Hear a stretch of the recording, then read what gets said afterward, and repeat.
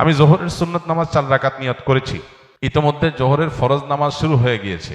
এমত অবস্থায় আমি 2 রাকাত নামাজ পড়ে সালাম ফিরিয়ে জামাতের অংশ নিয়েছি। নিয়ত করেছি 4 রাকাতের, কিন্তু নামাজ পড়লাম 2 রাকাত। এতে আমার নামাজ হয়েছে কিনা? উত্তর হলো হ্যাঁ, হয়েছে, কোনো অসুবিধা নেই, বরং এটাই উচিত।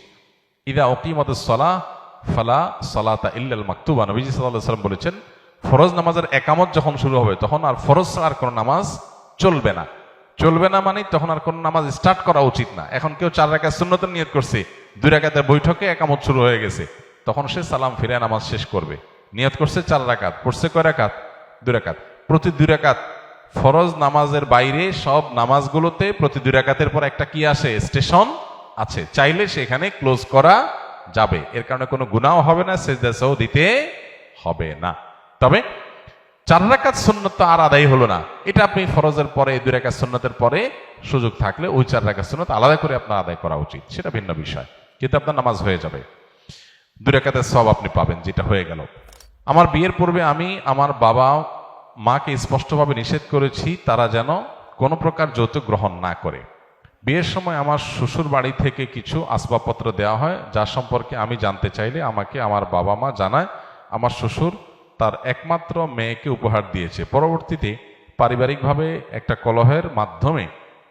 একটি কলহের মাধ্যমে জানতে পারি বিয়ের সময় আমার পরিবারের লোকজন আমার শ্বশুরবাড়ি থেকে যৌতুক চেয়েছে এবং তারই প্রেক্ষিতে এগুলো তারা দিয়েছে। এখন আমার করণীয় কি? এখন আপনার করণীয় হলো শ্বশুরবাড়িতে এগুলো ফেরত দিয়ে আসা। সোজা কথা, শ্বশুরবাড়ি থেকে যদি যৌতুক চলে আসে তাহলে সেটা কি করতে হবে? ফেরত দিয়ে দিতে হবে। ফেরত দিয়ে আপনি দায়মুক্ত হওয়ার চেষ্টা করবেন। এক্ষেত্রে পরিবারের সাথে সংগ্রাম করতে হবে, বেয়াদবি করার দরকার নাই, সংগ্রাম করতে হবে।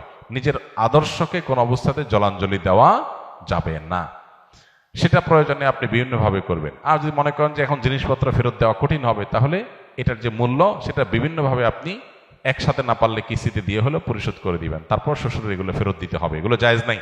এই যে কোরবানি আসছে, এখন বহুত ফকির ফাকড়া দেখবেন, নতুন নতুন ফকির ফাকড়া কিছু গজাবে, কিছু তো ফকির ভিক্ষুক তো আমাদের দেশে আগে থেকেই আছে। আর ঈদের সময়, কোরবানিদের সময় কিছু নতুন ফকির গজায়।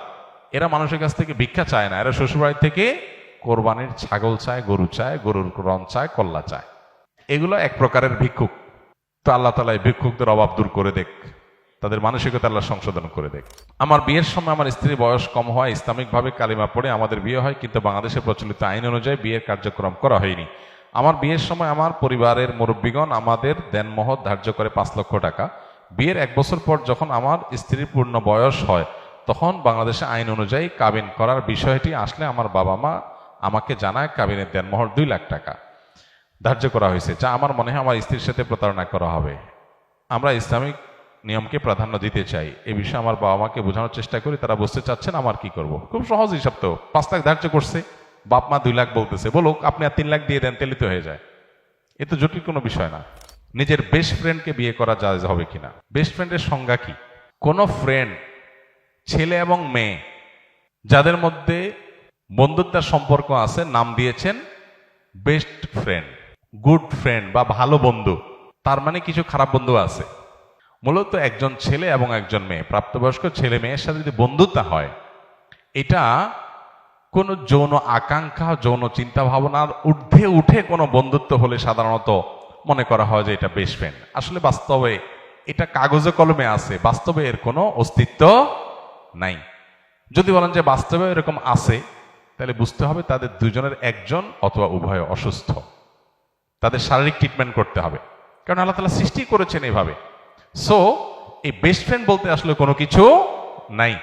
গায়রে মাহরাম সবার সাথে বিয়ে করা, আপনার যদি মাহরাম না হয় তাহলে সে আপনি নাম দেন best friend, only friend, just friend. জেনা করার জন্য বহু এরকম শব্দ আপনার জেনাকে স্বাভাবিক করার জন্য বিদেশিরা ছড়াইছে, সেটা আমাদের সমাজে চলে আসছে। বিধায় এটা বেস্ট ফ্রেন্ড না, এটা বরং ব্যাড ফ্রেন্ড। কারণ বিয়ে বহির্ভূত বন্ধুত্ব করেছেন, এটা বিয়ে হয়ে গেলে তখন হবে কি? Best friend. ওয়াইফ হয়ে গেলে তখন কি হয়ে যাবে? বেস্ট ফ্রেন্ড হয়ে যাবে ইনশাআল্লাহ। রাসূল সাল্লাল্লাহু আলাইহি সাল্লাম কি মাটির তৈরি নাকি নুরের তৈরি? এটা তো পুরান ঝগড়ার আইটেম। এই ঝগড়া এখনো আছে দেশে।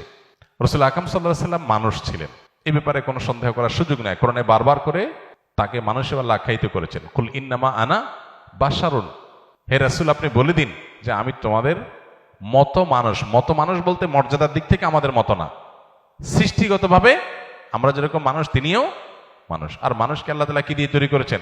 মাটি দিয়ে তৈরি করেছেন। নবী করিম সাল্লাল্লাহু আলাইহি সাল্লাম নূরের তৈরি, এটা শুনতে ভালো শোনা যায় যে হ্যাঁ, নূর মানে আলো। মূলত আল্লাহ তাআলা যাকে মর্যাদা দিবেন তার মর্যাদা হবে। ফেরেশতারা সিজদা করছে আদম আলাইহিস সালামকে। আদম আলাইহিস সালাম মাটির তৈরি, আর ফেরেশতারা নূরের তৈরি। তাহলে মর্যাদা কি মাটি আলা পাইছে না নূর আলা পাইছে? তাহলে মাটি এবং নূর কারোরই মর্যাদা নাই, মর্যাদা যা আল্লাহ যাকে দিবেন তার। সো নবী করিম সাল্লাল্লাহু আলাইহি সাল্লাম তিনি নূরের তৈরি বললে তার মর্যাদা বাড়বে এমন কোনো কথা নাই। কোরআন হাদিসে কোথাও এটা এরকম সাব্যস্ত হয়নি। হ্যাঁ, বিভিন্ন হাদিসে আসছে তাকে নূর আখ্যায়িত করা হয়েছে। কোরআন আল্লাহ বলেছেন তোমাদের জন্য আল্লাহর পক্ষ থেকে নূর আসছে। এখানে নূর বলতে আলো। নবী সাল্লাল্লাহু আলাইহি সাল্লাম তার কাজ হলো আলো বিতরণ করা, হেদায়েত বিতরণ করা। তার কাজটাকে আলো বলা হচ্ছে, বাকি তার বডিটাই আলো তৈরি, এরকম কোনো বিষয় কোরআন বা হাদিসের আলোকে সাব্যস্ত নয়।